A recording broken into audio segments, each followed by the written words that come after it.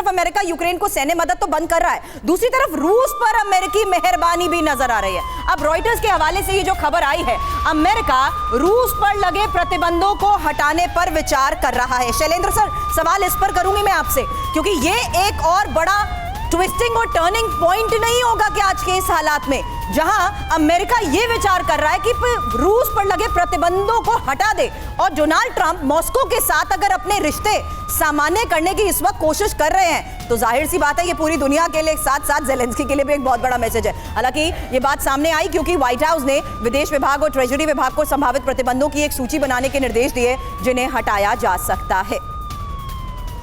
Sir, मैं आती हूं आपके पास, एक और इंफॉर्मेशन है, एक बड़ी खबर है। रूस और अमेरिका के बीच की दुश्मनी दूसरे विश्व युद्ध से तो जारी है, लेकिन शीत युद्ध के दौरान दोनों देशों की तकरार ने दुनिया को जिस तरीके से खेमों में बांटकर रख दिया था, अब ट्रंप उलटफेर करने जा रहे हैं और अमेरिका अगर रूस से ज्यादा प्रतिबंध हटाता है तो इसके मायने क्या होंगे? सर, थोड़ा सा बैकग्राउंड के साथ ये इंफॉर्मेशन देना चाह रही थी आपसे बात करने से पहले, क्योंकि रूस की मदद के लिए ट्रंप कुछ भी करेंगे, इसके मायने क्या है? अमेरिका और रूस के बीच संबंधों में सुधार के ये संकेत और दोनों देशों के बीच राजनयिक बातचीत जिस तरीके से शुरू हो सकती है, दुनिया के भू राजनीतिक समीकरणों में बदलाव जाहिर सी बात है संभव है, और रूस को इससे फायदा क्या होगा? अंतर्राष्ट्रीय मार्केट में रूस की पहुंच बहाल होगी और रूबल की मजबूती के साथ साथ रूसी बाजार भी मजबूत होंगे। हालांकि पुतिन की निजी छवि में जाहिर सी बात है सुधार जरूर होगा। और युद्ध पर असर को लेकर भी करूंगी एक्सपर्ट से सवाल, उससे पहले समझिए, क्योंकि रूस यूक्रेन युद्ध की दशा और दिशा जाहिर सी बात है बदल जाएगी और यूक्रेन के लिए रणनीतिक चुनौतियां भी बढ़ सकती हैं। हालांकि यूरोप पर अमेरिका और रूस का दबाव बढ़ सकता है। ओवर टू यू शैलेंद्र साहब।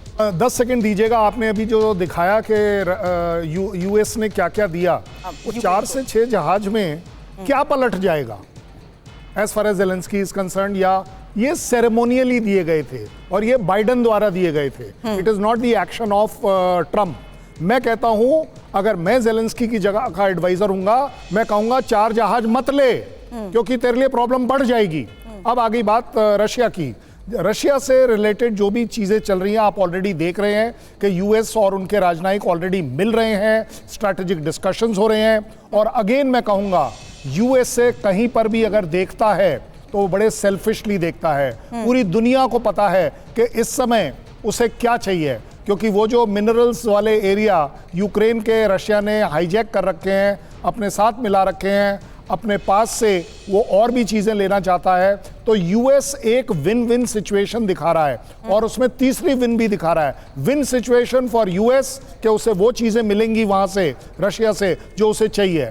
विन सिचुएशन फॉर रशिया कि उसकी इकॉनमी बहुत बुरे हाल में है, गिरती चली जा रही है, कहीं से कोई ट्रेड स्टार्ट होगा, कोल्ड वॉर अपने आप में एक नीचे के लेवल पर आएगा, उनकी जीत होगी। और मैं कहता हूँ दुनिया की जीत ज़रूर होगी, क्योंकि अगर किसी भी तरह का वर्ल्ड वॉर होता है, किसी भी तरह का न्यूक्लियर अटैक होता है, मान लीजिए मेरी बात, ये दोनों कंट्री जरूर इन्वॉल्व होंगे और इसका खमियाजा पूरी दुनिया उठाएगी। मुझे लगता है इस समय आज की तारीख में किसी भी तरह की लड़ाई किसी के बेनिफिट में नहीं है।